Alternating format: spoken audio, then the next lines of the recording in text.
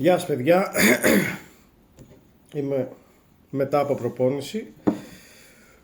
Λόγω των γιορτινών ημερών δεν έχω προλάβει να μαγειρέψω. Όμως προσπαθώ να είμαι σε πρόγραμμα όσο μπορώ. Είχα ήδη βρασμένο μπρόκολο. Το είχα βράσει πριν 2 μέρες και μου είχε μείνει. Και για να μπορέσω να φάω ποιοτικά, παρήγγειλα από Fitness Meal ένα φιλέτο στήθος κοτόπουλο με πουρέ πατάτας. Ουσιαστικά δεν είναι πουρές, λιωμένη πατάτα είναι, δεν έχει τίποτα μέσα. Και θα φάω αυτό μετά την προπόνηση.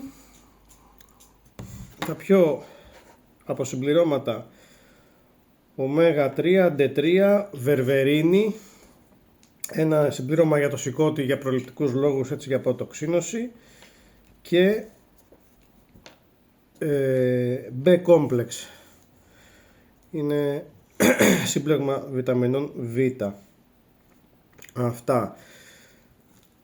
Οπότε ακόμα και αν δεν προλαβαίνετε να μαγειρέψετε ή κάτι, πάντα υπάρχει μια λύση.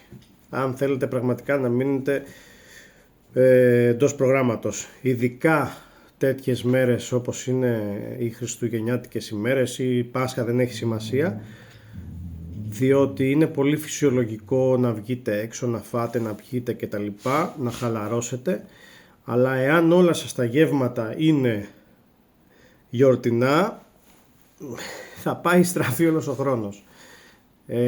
Οπότε προσπαθούμε σε φυσιολογικά πλαίσια να κρατήσουμε ισορροπίες. Εντάξει, δεν είμαστε πρωταθλητές ή κάτι, φυσιολογικοί άνθρωποι είμαστε, θέλουμε να έχουμε μία αλφα υγεία και μία αλφα ωραία σωματική κατάσταση.